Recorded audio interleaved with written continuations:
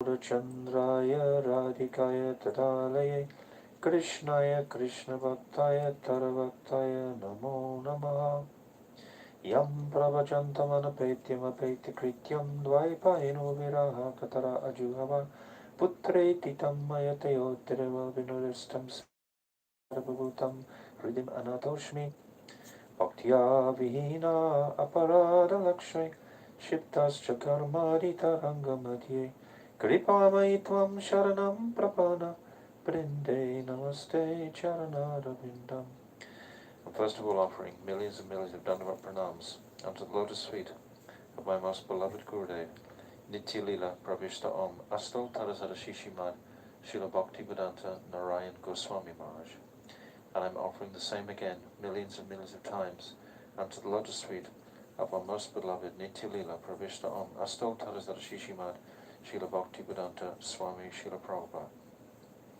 And all the Vaishnavi devotees of the Lord, my Dandavat Pranams to all of you. So today, very hot day, but we've got the Jaiva Dharma precepts to cool us down.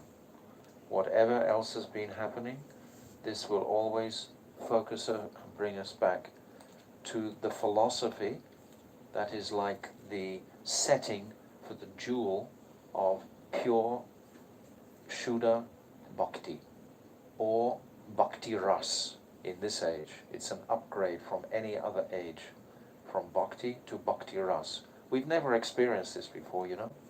We may have had millions of other births, but we've never actually sat and been able to hear about Bhakti Ras. We've never had that before. Unless we were in the last day of Lord Brahma and we missed the boat then and we had to come back again. But that's not really likely, is it? Not really. You know? Because it says, Anapita Chirim Chirat, not for a long, long time. So how much time? Mathematician? How much? 8,640,000,000 years. Don't forget. That's the day and the night of Lord Brahma. So far we've completed in this one day about half his day. Probably 2.5 billion years is where we've come. You can actually calculate it. Maybe you'll do that for homework tonight. With 7 manvantaras, 302 million years in each, and how far through? We're halfway through the day of Lord Brahma. So this is the only time when these teachings of Mahaprabhu manifest. He always comes straight after Krishna's advent. Krishna comes in the 7th Manvantara. All the other avatars, like Vaikuntanath, Yogeshwaraha, Kurma, Varaha, etc., etc., all these other avatars have manifested. But Krishna himself always comes in the Dwarpa Yuga of this 7th Manvantara in the 28th Divya Yuga, 28th cycle. So it's all there, mathematically. Actually, if you look at the numerology of the Bhagavatam and the mathematics of it, it's so sublime, it's so sweet and exact, which gives us great appreciation of the authenticity of these scriptures. It's not wishy-washy.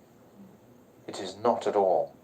If you've got a brain, you'll appreciate that authenticity, that it's completely ordered and totally perfect, the way this universe, from the 5th canto in particular, all the different distances between all the planets and their rotation, etc., is so meticulously described that it gives us great belief. It's all designed to give us shraddha, because it's this shraddha, this faith, that is going to carry the day, so to speak. This is what's going to carry us out of our mayic illusion. So why was I saying that? Oh, because of the fortune that we have at this very time to have bhakti ras, and not just bhakti. This is huge distinction. You're welcome to use that. Okay, so I think we're up to verse 11. Cool? Yes, Cool. Okay. Jaiva Dhamma Pateshe Shuddha Bhakti Hoy Jaiva Dhamma Napadile Kave Bhakti Noy. one who reads Jaiva Dharma with faithful deliberation will surely attain Shuddha Bhakti. But one who does not read Jaiva Dharma can never attain Bhakti. Yesterday, that devotee, I think his name is Anand, just as when he was leaving out the door, he said, how can I understand that this is a scripture? And it's very important to understand this, where Jaiva Dharma sits. There's two types of Shastra. There's Shruti and Smriti. So what is Shruti? Which is heard, from the word Shroti. Shroti means to ear. It's the ear. Shrota, to hear. So what we hear from direct from the source, from Krishna, that's the Vedas, the four Vedas in particular, and the Upanishads. These are the Shruti. And then the Smriti is what Smaranam, is what is remembered, and what is revealed through the realizations of great personalities who have heard.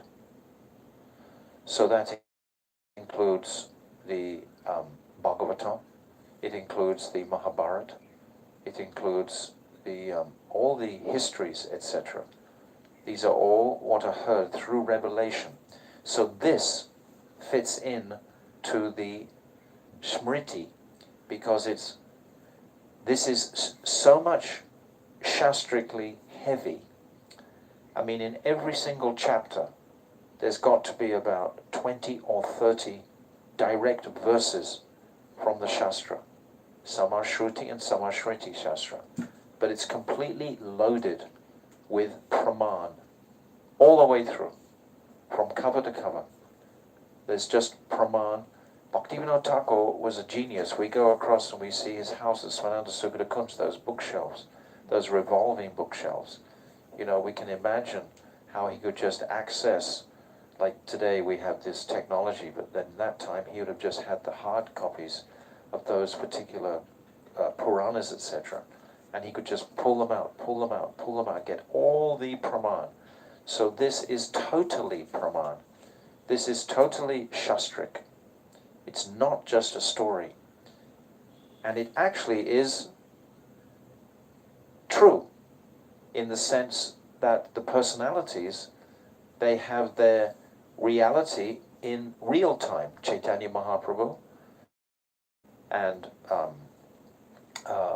Prem Das Babaji, Raghunath Das Babaji, all of these personalities, Pradumna Brahmachari, these are all personalities mentioned in Chaitanya Charitamrita. So they're there. So these are real personalities. So it's like history, but there's also a pastime that Bhaktivinoda Thakur is giving us. It's on different layers. It's like Srimad Bhagavatam itself is on different layers. First of all, we hear the invocation from Vedavyas, and then we hear Sutta Goswami is relating, and then he's going to be relating what Shukadev Goswami said. So it's like speaking within in a what do you call it? Dialogue, then another dialogue, etc. like that. Inception. Yes, yes, within. So this is like that also, because we start off with Prem Das Babaji, Sannyasi, etc. So this is a full scripture. Don't doubt it for a second. If you doubt this, then you can't take it right into your heart, where you'll get the pure realizations from this Shastra. This is Shastra. So now we'll have to explain all that again when Ananda comes. But you can explain it to him anyway. So you've understood something? It is pure Shastra. It's the Smriti. Okay. Rupanuga abhiman patidrita hoy Jaivadama vimukake dharma hinekoi. Faithfully reading Jaiva Dharma will surely strengthen one's abhiman as Rupanuga, follower of Sri Rupa Goswami. One who's averse to reading Jaiva Dharma is certainly devoid of religious So principles. this is our Gaudiya line, coming from the lotus feet. When we think of Rupa Goswami, who do you think of instantly at the same time? It's Sri Radhika, because he is the closest maidservant of Sri Radhika. The maidservants, the manjaris, They are like Radharani's own body.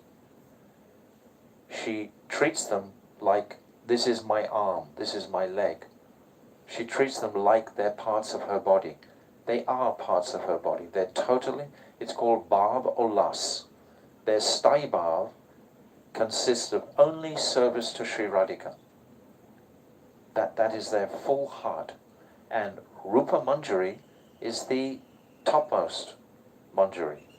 This Tat Tat Bhav Ichamai. 5 types of Sakis.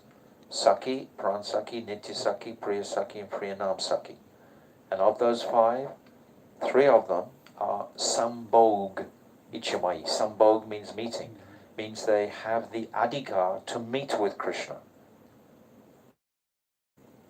That's a very selective Sthai Bhav. Many times devotees say when they first came to the movement and they're reading Krishna's storybook about the Rasa Leela, they had the desire, oh, I want to be like a gopi. But how can you be like a gopi? That's an eternal position. They're manifested from Srimati Radhika directly as her Kaya Vyuha to bring Krishna more. Radhika, she can't please Krishna. She only thinks to please Krishna with every atom of her body. So to please Krishna more, she has to manifest from her body 360 heroines who are practically on the same level with her, but they're not. They're less than her. She's Atyantika Adhika, Madhvi. That's how she's described. But she's the only one in her class. But all the others, all are manifesting, containing, or experiencing Mahabhav. But the higher stages, not all of them experience. So they're all called Sambhog, and there's 3. The Sakis, the Priya Sakis, and the Priyanam Sakis. And then the 2 in the middle, the Nitya Sakis and the Pran Sakis, the Pran Sakis are older than the Nitya Sakis. That's the distinction between the 2.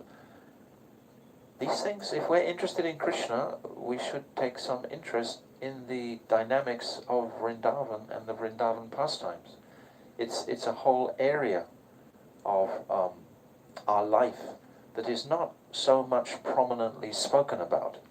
Usually it's all hellfire and brimstone, yes, behave yourself, chant your rounds, sadhan, like this. But actually, we want to put the heart into the positive, attached zone.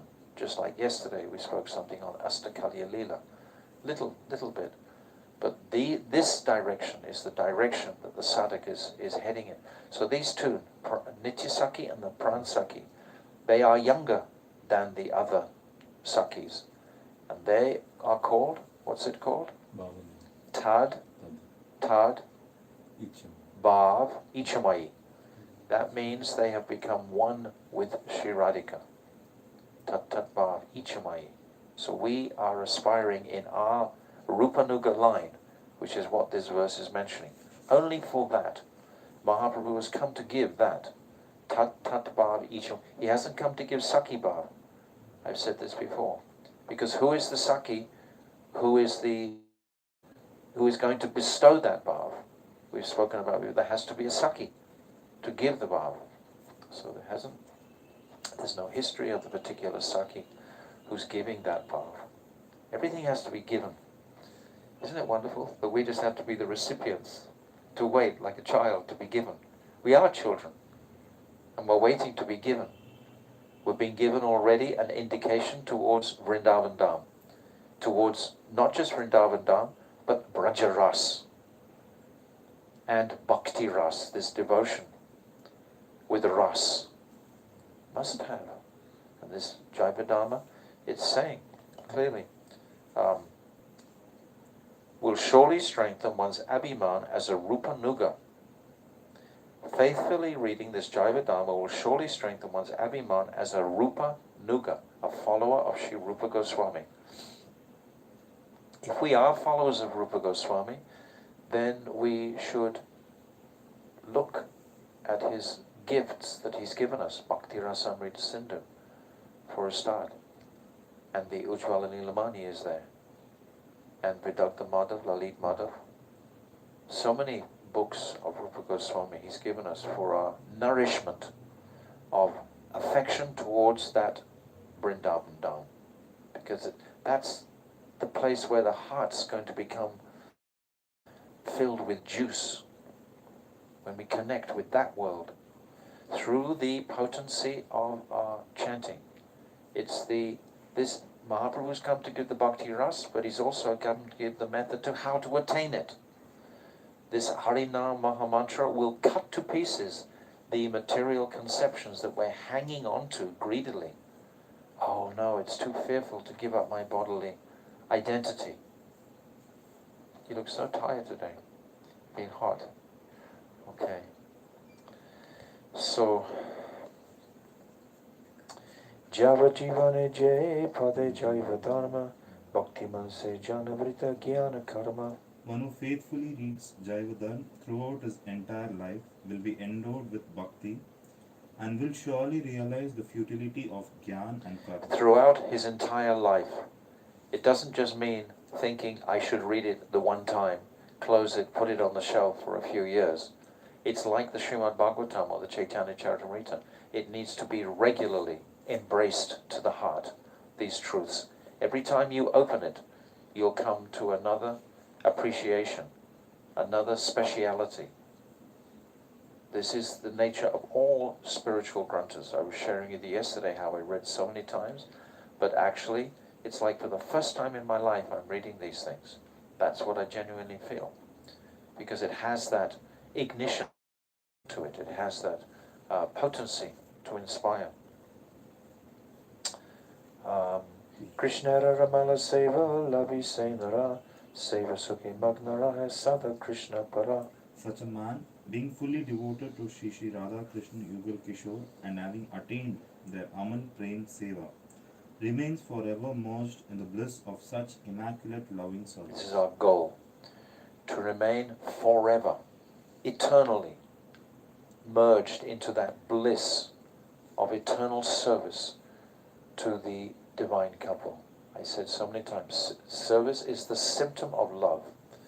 It's the expression of my affection. If I serve, it's an expression of my affection. So the same with our spiritual deities, these moieties. Okay, so now chapter 9, and we're discussing the distinction between spiritual culture and material civilization, which is extraordinary way that he's made this pastime come out. Okay, so I'm going to backtrack a little. We're on page 203, but I'm just going to back up a little bit to middle of page 203. Digamba, I see that I have... Oh, wait a minute. We have to start from there. From where? From where I just started Yes. reading? So then I still want to go back. Oh, let me start at the top of page 203. Advaita. As I said before, human life is very short. The jivas are like travelers at an inn, and they should use this brief span of life to prepare themselves for their ultimate destination. It would be sheer foolishness if travelers staying in an inn were so caught up with improving the conditions of their stay that they forgot their destination. If we get too involved in our material situations and forget the goal, the more one's involvement with material knowledge increases, the more one's time for spiritual matters dwindles. I am convinced that material knowledge should be used only as much as it is needed to maintain one's livelihood. There is no necessity for excessive material knowledge and its companion material civilization. Isn't that an incredible sentence? I'll read it again. There is no necessity for excessive material knowledge and its companion material civilization. Srila Bhakti Pragyan Keshav Maharaj says exactly the same thing. He says your material education can actually prove to be an obstacle to your accepting of the achintya bhav, the inconceivable, because with material education you can start to think, yes, I know something. I'm so smart, I came top of my class, I got so many degrees and this and that and the other. And then you can start to think inside of yourself, yes, I'm actually quite knowledgeable. You know, many people, you know, walk around with great confidence in their material knowledge, etc. But how weak is that? How futile is that? It's nothing.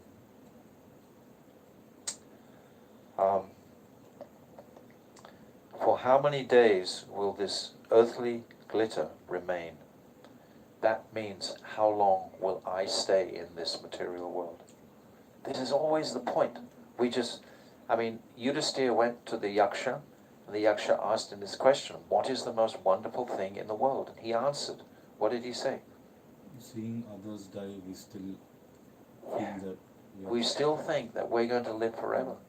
That means, all right, I know that I'm going to die, but I'm not living my life in the thoughts that I'm going to have to leave. I'm living my life to take advantage of this material energy and make it as good as I can while I'm here. This is the materialist. The prime example of understanding this is Parikshit Maharaj. He had 7 days left to live. So what did he do? First of all, he fasted. Just like Bhaktivedanta Swami Prabhupada. He was also fasting at the time of death to heighten the consciousness and to relieve himself of all material thoughts altogether. And then he sat on the bank at Shukratal in the Ganga near Haridwan, and all the sadhus and sages came, and then Shukadeva Goswami comes and instructs him. So Parikshit is an example of, and the first question in the second chapter to Shukadeva Goswami, what should a man do at the last point of his life? What should a man do? And then Shukadeva Goswami begins the whole Bhagavatam basically from this question. What should a man do who's about to die? We are all about to die. Let's wake up and appreciate it, the reality of it. Not that we become morose in any sort of way. Actually the opposite. All of a sudden I realize, well, I'm not this body. I don't have to attend to all these material considerations. I can just give my whole life to developing my Krishna consciousness. And this, I am promised by Krishna, is going to give me the greatest bliss and happiness. Krishna is not like a cruel father. The father doesn't say to the son, oh, look at this beautiful, no, you can't have it. No, he doesn't do like that. He's showing you this and says, yes, you can have it. Just practice carefully your sadhan bhajan. Make it regular and become sober.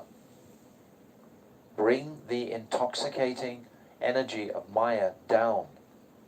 All around us, it's all very exciting. Wars, this, destruction, all these things. And it will get more distracting and exciting. But we don't have to be part of that. We can bring that intoxication down to us. And chanting Nam does it. And the more we're able to chant, the more we're able to bring that intoxicating influence down, without a doubt. 1,000,000,000,000%. If you can sit quietly for 5 or 6 hours every day and just chant, it only actually takes, after some time, 5 or 6 hours to chant a lakh. That's all it takes. You can get up at 3 o'clock in the morning, 3, 4, 5, 6, 7, 8, 8 o'clock, 9 o'clock. You can be finished with your Nam Bhajan by 9 o'clock, and if you have so many other duties to perform, you have plenty of time to do it, but with a sober consciousness. But what will happen if you do that? All the things on your to-do list will just get evaporated. I literally used to do this as I was chanting, because I heard a trick from one devotee was saying that rather than just think about what you're going to do, but you write it down and then you can sort of forget about it. So I have to do this, then I write it down, forget about it. and get this list of what you had. Then by the time I'd finished chanting, I looked at the list and I didn't have to do anything. There was maybe one thing pressing, and all the rest was like superfluous stuff. So it's like that. It's a question of balance. This is what we were saying yesterday about the balancing. Digamba. I see that I have fallen into the clutches of an unyielding renunciant. Then does society serve no function? So this is an interesting question. What is the purpose of society generally? Advaita, that depends upon the composition of a particular society. The function served by a society of Vaishnavas is highly beneficial for the jivas, but a society of non-Vaishnavas, or a society that is merely secular, serves no advantageous function for the jiva. It's only going to distract us. But enough of this topic. Tell me, what do you mean by material science? Digamba. The Tantra Shastra has delineated many types of material science. Prakritiki Vigyan. Trika Vigyan. Material science includes whatever knowledge, skill, and beauty are to be found in the material world, as well as the various branches of knowledge, such as military science, medical science, music, dance, and astronomy. Prakriti, material nature, is the primordial power, and by her own potency she has manifested this material universe and all the variety in it. Each and every form is a byproduct of this potency, and is accompanied by the knowledge of science corresponding to it. When one acquires that knowledge, he is liberated from sins committed to Mother Nistarini. You see, these are very clever Mayavads because they take some of the truth and then mix it around. The actual, many statements are true about Prakriti, etc., and the different sciences, but his conclusion is completely faulty. Vaishnavas do not seek this knowledge. What was that? The Vaishnavas do not seek this knowledge, but we Shaktas will obtain liberation on the strength of it. Just consider how many books have been written in pursuance of this knowledge by great men, such as Plato, Aristotle, Socrates, and the famous Hakim. Advaita. Digamba, you have said that the Vaishnavas have no interest in Vigyan, experiential, realized knowledge. But that is not true.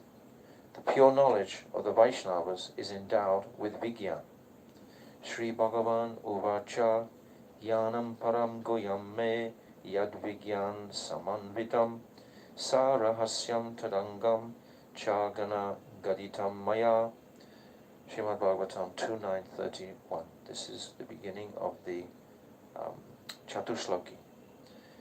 Sri Bhagavan said, O Brahma, knowledge of me is non-dual, and yet it has 4 distinct divisions: Gyan, Vigyan, Rahasya, and Tad-anga.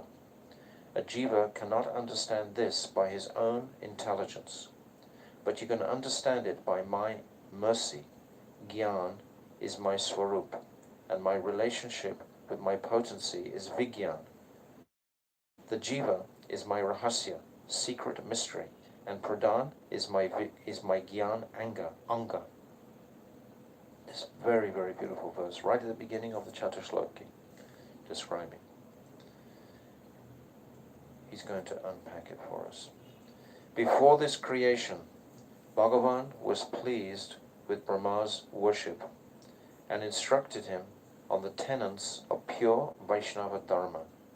Bhagavan said, O Brahma, I am explaining to you this most confidential gyan of myself, the Vigyan with which it is endowed, and its rahasya and all its angas, components. Accept all of this from me. So Krishna is breaking all of this knowledge into 4 aspects: this Gyan, Vigyan, Rahasya, and Taranga.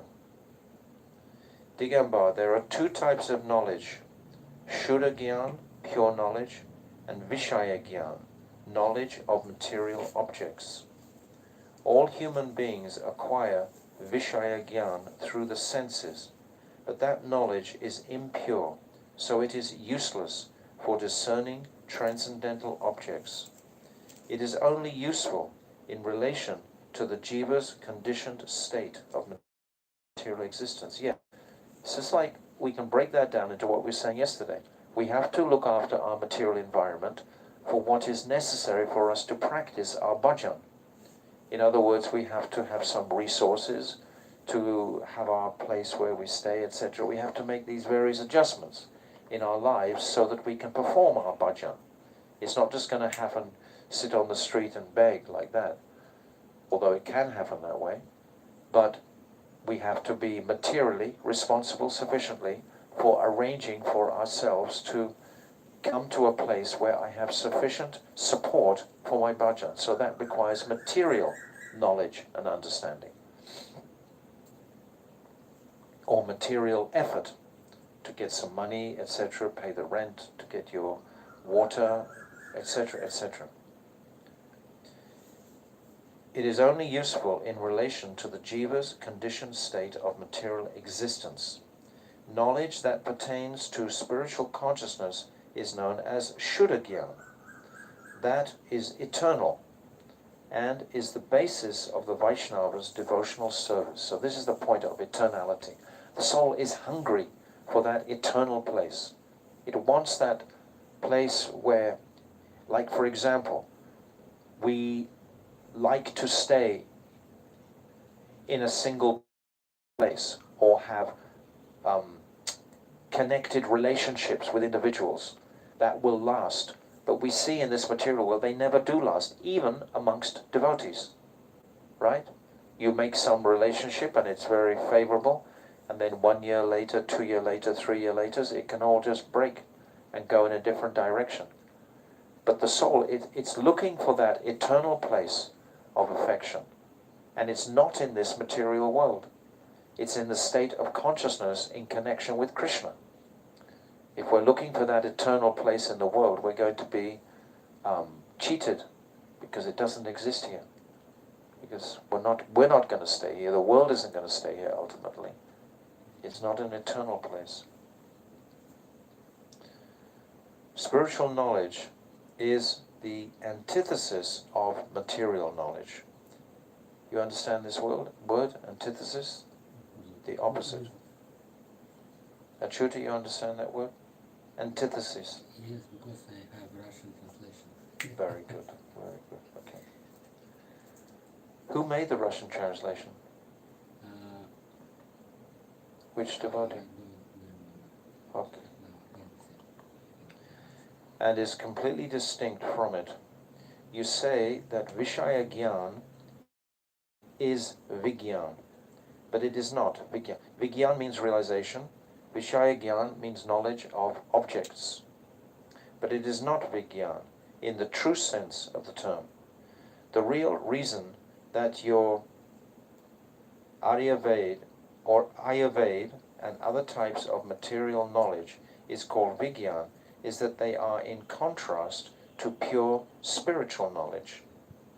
True Vigyan is that pure knowledge that is distinct from material knowledge. So these other types of knowledge, like Dhanuveda, what other Veda, the medical science, etc., and weaponry, Yagya, yes. All of these types of knowledge are there. But if they're not connected to the spiritual consideration, they're not Vigyan, they're Vishaya Gyan, they're temporary. True Vigyan is that pure knowledge that is distinct from material knowledge. There is no difference between Gyan, which is the knowledge of a truly abiding substance, Chidvastu, and Vigyan, which is the knowledge of how such an object is distinct from matter. We've spoken many times before that this Sambandha Gyan described in these first 10, 12 chapters is about the sole distinction between matter and spirit. Once I know this distinction conclusively, and I know scripturally that I am spirit and not matter. That is my real identity. Then I can put the Mayic energy at a distance, and I don't need to be involved in it because I'm not part of that Mayic energy. I'm part of the spiritual energy. So let me remain with the spiritual energy and not with the material energy. It needs practice, it needs cultivation, because we're conditioned, just like the block of ice. It's been like that for a long time, conditioned by the cold environment, thinking that it's a hard, its nature is very hard, but it's not. The nature is liquidity. That's its swabhav.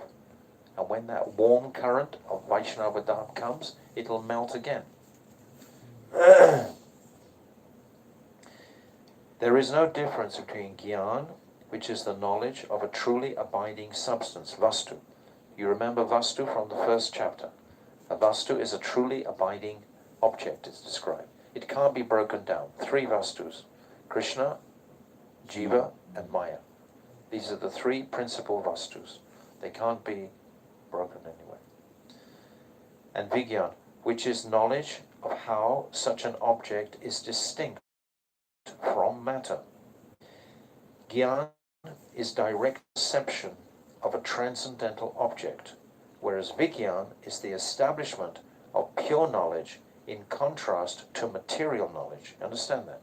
Gyan is the direct perception of a transcendental object. You're looking at it through the eyes of, what's it called? Empiric knowledge. You're understanding it, but you haven't realized it. And then Vigyan, whereas Vigyan is the establishment of pure knowledge in contrast to material. It's the understanding that the pure knowledge is eternal, and it's the understanding that this external knowledge that I've understood with my senses is only temporary. So it doesn't have any deeper value. This is what Vigyan means. It means I've understood that. Although these two are actually the same thing, they are known either as Gyan or as Vigyan according to the methods they employ. So there's Gyan, which is the knowledge of an object, but then there's realization that the place of that object in the whole consideration is fully clear to me. Do you understand what I'm saying, Yogamaya? If you understand, for example, an object, like, a book, that's an object. It's an inert object. And then there's the content within the book. Well, it's a better example. There's something like a brick. A brick's an object. And you understand where that object is in the nature of spiritual reality. It's just part of the material energy. So, first of all, you understand the object with Gyan. It's not a very good example. I'm trying to think of a better example of understanding an object, an inert object. Alright, like a table. A table is an inert object, but it's made of material matter.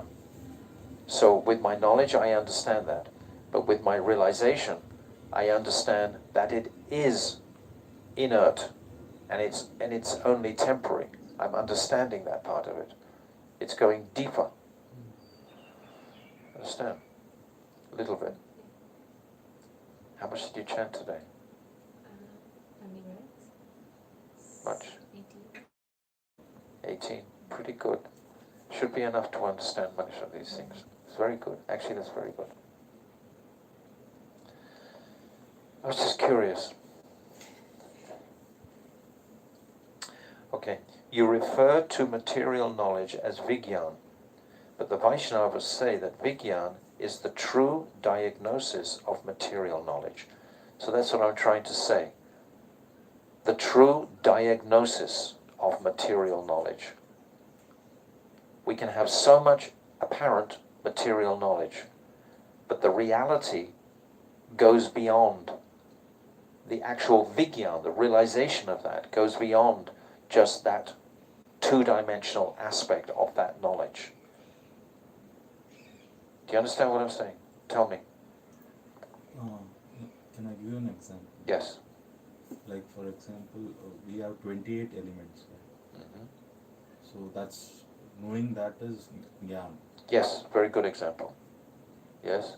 And seeing that in means every moment of your life, Yes. experiencing that, Yes. seeing that, okay, this is, I see this. Yes. What is this body made of? No, very good example. Very good example. Yes. So that is like vijnana. Yes. Yes. Realizing where that material knowledge is applicable in the eternal realm. That is Vigyan. Yes. Very good. Thank you. That's good. Do you understand a bit more, Yogamaya? We could probably discuss this matter for a few. And like we can say Jad and Chetan. Yeah. This Jad hand is dull. This hand is moving because of some energy. Yes. So even I am able to lift this Mm-hmm. because there is some energy. Yes. This cannot be lifted as, means this book doesn't float as it, because there's some Right. energy. Right. Lifting it up. So that knowledge is, when you understand things, Yes. that's called jnana. Yes. And you apply it and you think about, like what we analyze, that is called vijnana. Yes. Very good. Vi means with knowledge. Knowledge alone is gyan. Just knowledge of it, separately. And vigyan is realization of that knowledge. And that's what here Krishna says, right? This vijnana cannot be understood by the jiva. Mm-hmm. He says a jiva cannot understand this by his own intelligence, but you can understand it by my mercy. Yes. So vijnana can be done only by Krishna's mercy. Yes. That's what he says. Yes. Might. Very good. Very good. Very good, Kapil. Yes, that's perfect. That's perfect. That means guru. That means connecting in, hooking in to the current of Avaroha Panta, this descending path. That's the place where we want to be. They have examined the nature of military science, medical science, astronomy and chemistry, and they have concluded that they are all material knowledge, that the jiva has no eternal connection with them. You need some water? Has no eternal connection with them. Therefore, these different types of material knowledge are of no consequence in relation to the jiva's nitya dharma. What's he doing? He's breaking down the illusion of material civilization being special, being worthy to praise, when it's material. It's not vigyan, this material civilization that he's talking about. It's all relating to the temporary material body. It's not relating to the pure state of consciousness one can attain in this material world to the spiritual world. Does that make sense? Tell me back. He's breaking down how the different material sciences have nothing to do with the nature. Right. And civilization also. It's nothing to do with our eternal relationship with Krishna. Correct, correct. But they can be supportive of it. We can utilize it to realize that relationship. That's what I said before. We need the material activity to pay the rent, etc., so that I can practice my bhakti. Very, very clear. This is what has to be. You know, all of our activities in life are performed so that we will be able to chant every day, so that we will be able to read every day, so we will be able to hear Harikatha every day. All of our energy is revolving around that focus. That is Vigyan. And the Gyan is the paying the rent. That's another example. But your example is better, of the senses. It's good. Well done. Therefore, these different types of material knowledge are of no consequence in relation to the jiva's nitya dharma. Yes, they're all nimitic. Nimitic means temporary. The Vaishnavas understand that those who are expanding their mundane knowledge according to their material propensities are immersed in karma kand. There was a trend once, 20 years ago, when many older senior Vaishnavas started to go to universities. They suddenly thought that they needed more education. And my Gurudev would always say, you should go to the school of Haridas Thakur. What does that mean? You should go to the school of Nam Bhajan. This is the only school we want to enroll in, because that will connect us. What is it? Krishna Varam, Tvisa Krishnam, Sangopangasta Prasadam, Yagya Sankirtanam Priye, Yajanti hi Sumedishaha. What does Sumedishaha mean? Intelligent men. Yajanti hi Sumedishaha. Intelligent men perform this yagya of Sankirtan. That's what intelligent men do. They don't go to universities and learn how, to be a scientist in the material. Most scientists, not all, but most, are completely atheistic, Mayavad. They're trying to use their empiric knowledge to climb, to understand the supernatural, the cosmos. Only the Vedic scientist has value. The Vaishnavas understand that those who are expanding their mundane knowledge according to their material propensities are immersed in karma kanda. Karma kanda means what? Fruitive activities. That means I'm doing something for my own pleasure. That can be like a rope siddha bhakti even. A rope siddha bhakti is like karma kanda. It looks like bhakti, but actually what is it really like? I like to dig in the garden. I'm happy digging in the garden. And then I just happen to offer it to Krishna at the end of the day. Or I like to paint, and then I happen to paint a picture of Krishna. But my first inspiration is what I like, according to me. Like, I like music, so I'll do some kirtan. This is aropa siddha bhakti. It's considered bhakti because it's in the direction of Krishna. If you have the flower on the end of it with Krishna, then Krishna's going to accept it, but it's a very minimal bhakti, aropa siddha bhakti. Or sakam karma, like Dhruva Maharaj. He was doing such austerities, standing on one leg at the end. Was it one toe? One leg. And with his toe he was pressing down. And just eating, first of all, he went for 6 months. And the first month he was eating, fruits and berries. And then it went to dry leaves, and then grass. And then he was fasting from breath. And he was doing but for what purpose? Because he wanted a kingdom greater than his great-grandfather, greater than Lord Brahma. That was why he was doing it. So it was sakam.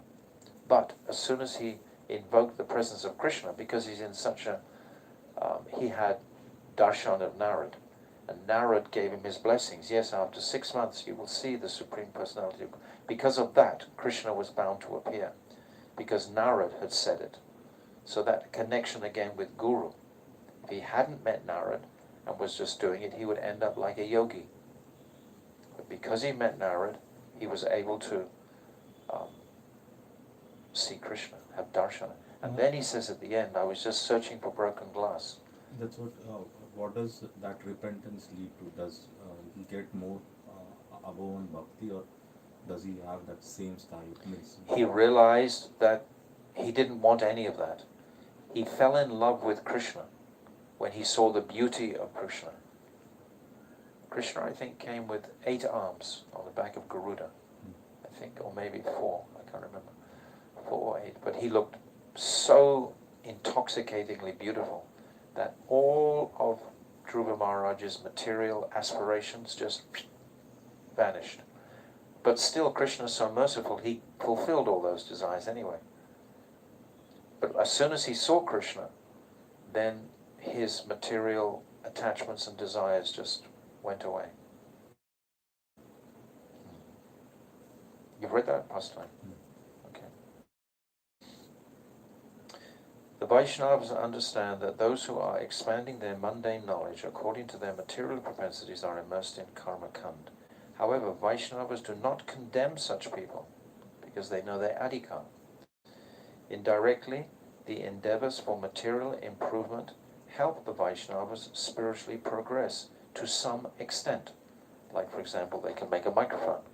It's helping us have Harikatha and glorify Krishna. So we have lights so we can read. We have AC so we can be cool. We have fan to keep us. We have so many things that material science has produced to support our bhajan. We're using this. This is called yukta vairagya.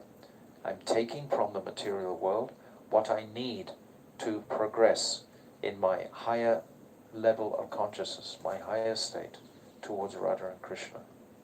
I can just get on a train, go to Vrindavan. I don't have to walk for 6 months. I can get, etc. The material knowledge of those who pursue material advancement is insignificant.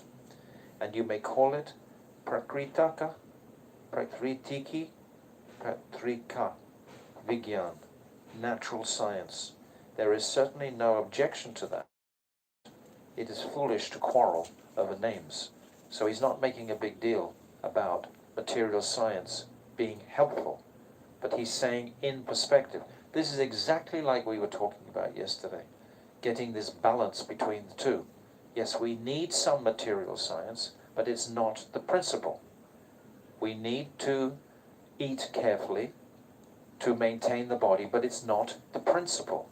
And if you start to think it is the principle, you will fall down, because it's only temporary.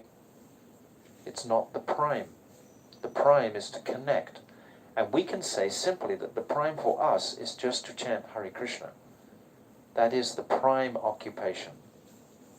Etavana vilokeshmin pumsam dharma paroshmitai bhakti yoge bhagavati tannama granadibi.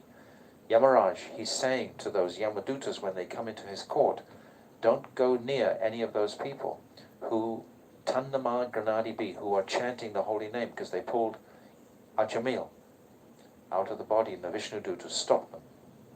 So Yamaraj himself is instructing his Vishnu Duta, his Yamadutas, with this glorification of the name everywhere throughout the Bhagavatam, in almost every single chapter.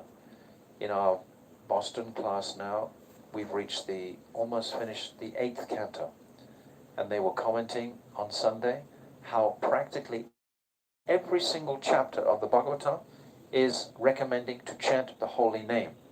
Even the very last verse of the Bhagavatam, in the 12th canto, is saying Nam Sankirtan is the path. From the very beginning to the very end, 12 volumes, 18,000 verses. And in so many of those verses, it's glorification of the holy name of the Lord. In this, where are the Nam chapters placed? Right in the center. 23, 24, and 25. There's 40 chapters in this book. 23, 24, 25, they come right in the center. It's the very heartbeat of this Jaiva Dharma. Actually, is the glorification of Nam. There's Nam Tattva, then Nama Farad, then Nama Bas. 3 chapters on Nam, and they're right planted deliberately, right in the very center. Just like the Bhakti Tattvas in Bhagavad Gita are from 7 till 12, right? This is the middle part of the Bhagavad Gita. You have the first is Karma Kand, and the second is third section is Gyan Kand. You have these 2 ends of the Bhagavad Gita, but the center, the heartbeat, is Bhakti. The Bhakti. Rajavidya Rajaguyam Pavitam Pratyakshavagamam Dharma. This verse where, what is this Rajavidya? What is this highest knowledge? Rajavidya Rajaguyam. What is this most secret knowledge? This is what Krishna is about to present in the 7th chapter, and then through to the 8th, 9th, 10th, and 12th chapter specifically. All these verses. In the 10th chapter, the Chatushloki, Tesham Satatam Yuktanam, Bhajatam Pritipurvakam, Tadamiya Bonantam, Yena Mam Upayanti Te. All these beautiful verses right Aham sarvasya prabhavo matahar sarvam bharatante. All these verses are in the 10th chapter. It's the heartbeat. So nam, nam, nam. And it's so simple for us to do it. We don't have to sit in a circle of fire in the heat of summer, or sit submerged up to our neck in freezing cold water in winter. We don't have to do any of that. We just simply have to sit in a comfortable place, put the fan on, chant Hare Krishna. It's very, very simple, but we don't do it. That's the amazing thing. We can't even, because we're so debilitated in Kali Yuga. Why? Pollution of the atmosphere, the air, pollution of water, pollution of the food, pollution of people's minds are so contaminated and corrupt by the influence of things like mobile, etc. Wi-Fi, it corrupts the consciousness. So all of this corruption is going on. So it debilitates us. So we have to become,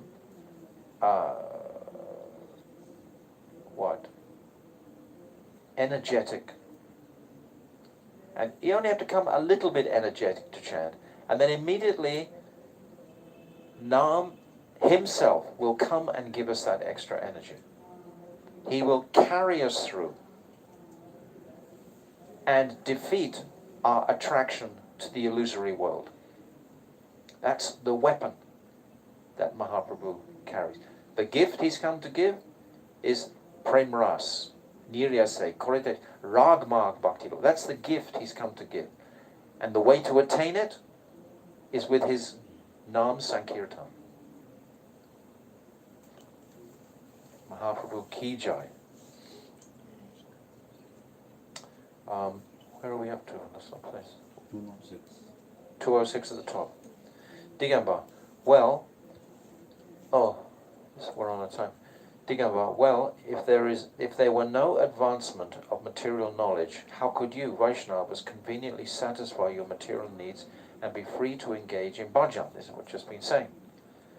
You should also make some endeavor for material advancement. We don't need to make endeavor for material advancement. How did the sages and sages historically live in their lives? They just had small, leaf houses practically beside a clean, pure river with a cow, and that was all they actually needed for their life. Now times have changed, civilization has changed completely. There's many more demands, but still, if you're smart, you can arrange your life very, very, very simply. You know what happens? The more you chant, the less you want. The nature of the material mind, it says at every breath, I want, I want, I want, I want. That's what it's saying. I want to go here, I want to do this, I want that, I want this company, I want that, I want so many things. Or food, or clothing, or vehicle, or something. And what is the nature of the soul? Doesn't want anything. This is duality again. We talked about duality. So when you're chanting and you come in connection more with the soul, that starts to manifest. That's actually, if you have a little bit of money, it's very easy to save it because you don't want anything. Sometimes people ask, well, how can I get in a nice situation? Well, just don't spend money. Don't go onto Amazon. Don't look at these bewildering attractions of Maya. It just offers us. Okay, so we'll hear. I'll just read this one paragraph of Advaitas. Advaita. People work in different ways according to their respective inclinations, but Ishvara is the supreme controller of all, and he awards each person the appropriate result of his action. This is saying that if you have the desire to serve Krishna, he will make whatever arrangement is needed materially. Because the reality is that we just don't need much. Even Gandhi made this statement. There's enough room in this world for everyone's needs, but not everyone's greed. And that's because these material pushings, they inflame the material desires. These material desires spring naturally because I'm not fulfilling my spiritual need. Therefore, material needs have to fill the vacancy because I have to be happy. And if I can't be happy spiritually, I'm going to try and be happy materially. And the less spiritually evolved I am, the harder I'm going to try and get pleasure in this world, just like the demons. They're very smart, these demons. They're so smart that they can control the world and tell the whole world all of a sudden, put a mask over your face. And everyone's walking around covered up. Doesn't do a slightest bit of good. It doesn't stop or check anything. Things like that they can control. So they're very smart. But they've got this vacancy, this deficiency. There's no juice, no rasa. Okay. Srila Bhaktivinoda Thakur ki jai, Jaiva Dharma ki jai, Chapter 9 ki jai, Ananta Gauta Vaishnava Vrinda ki jai, God Premanande, Hari Hari Bo, Vanshakalpa Tarabhyascha, Kripa Sindhavevacham, Patitanam Pavanivyo, Vaishnavevyo Namaha. Thank you so much for coming, your attendance. Thank you, the technological